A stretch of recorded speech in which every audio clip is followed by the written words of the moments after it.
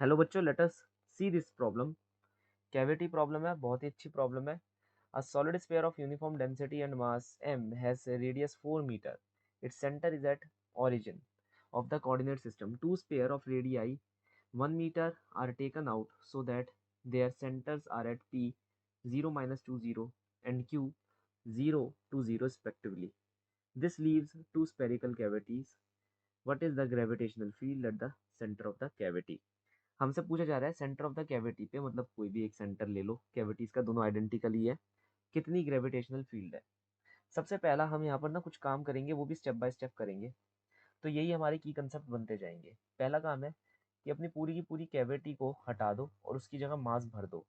उस मास को भरने के बाद वहां पर दो नेगेटिव मास सिस्टम को सिचुएट कर दो। तो मैं ऐसा कह सकता हूँ कि मेरी ये प्रॉब्लम दो, मतलब दो भागों से बनी है। एक तो पूरा स्पेयर, पूरे स्पेयर के अंदर मैं नेगेटिव मासेस को डाल दूंगा।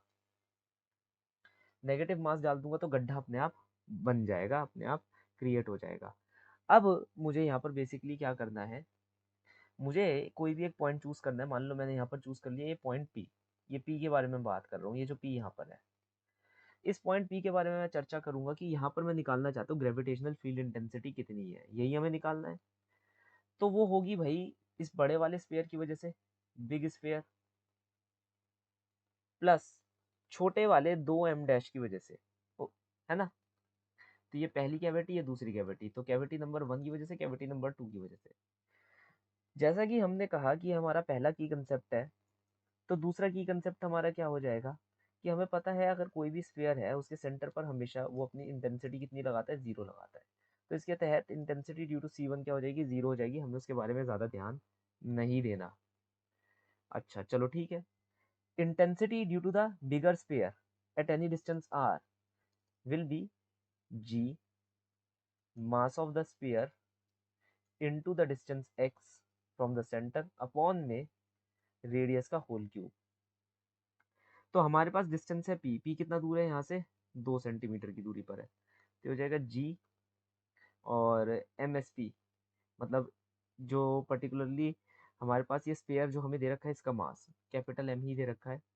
डिस्टेंस क्या है हमारा 2 का, अपॉन में रेडियस क्या है हमारी 4 मीटर की, दैट इज 4, 4 का होल क्यूब।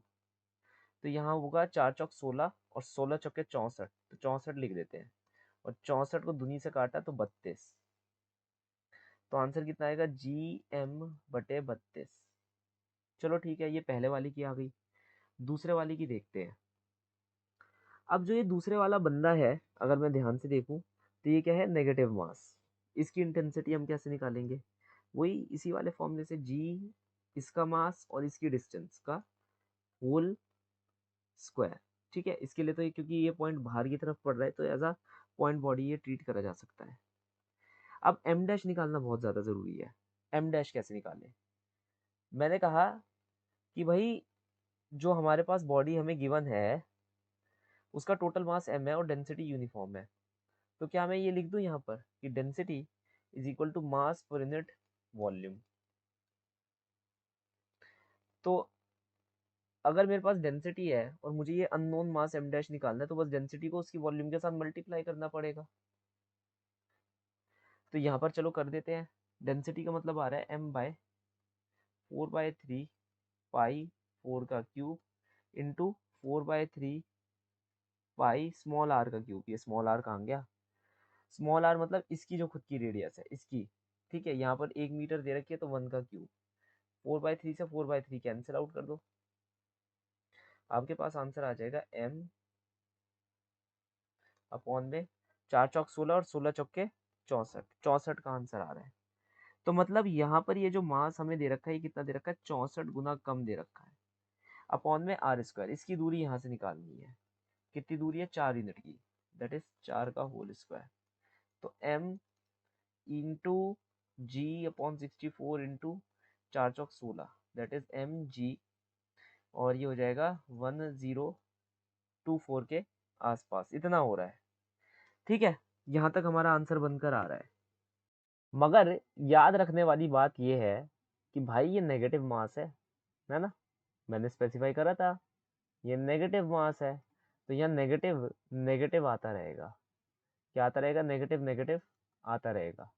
क्या है ये 32 यहाँ कैसे आया? ओहो, ये तो दूसरे वाला क्वेश्चन है जो ऊपर चल रहा था।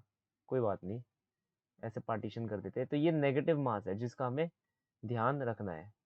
ओके, खैर उससे हमें कोई लेना देना नहीं, क्योंकि वो सिर्फ डायरेक्शन बता सकता है कि बेसिकली कौन सा डायरेक्शन जो है डोमिनेंट है। प्लस और माइनस का कोई ज़्यादा फर्क नहीं पड़ता। तो हम यहाँ पर कर देंगे इन दोनों को ऐड, क्योंकि देखो यार ये वेक्टर क्वांटिटी है। ये क्या है? Vector quantity. तो बेसिकली यहाँ पर जब भी हम लेते हैं ग्रेविटी एक अट्रैक्टिव फोर्स है, तो यहाँ पर जैसे कि अगर हम पॉजिटिव मान रहे हैं यहाँ पर, तो ये मान लो अट्रैक्शन हो रहा है। नेगेटिव का मतलब क्या है? रिपल्जन हो रहा है। तो क्या है, उसका कोई इतना बड़ा इशू नहीं है, दोनों को ऐड कर दो।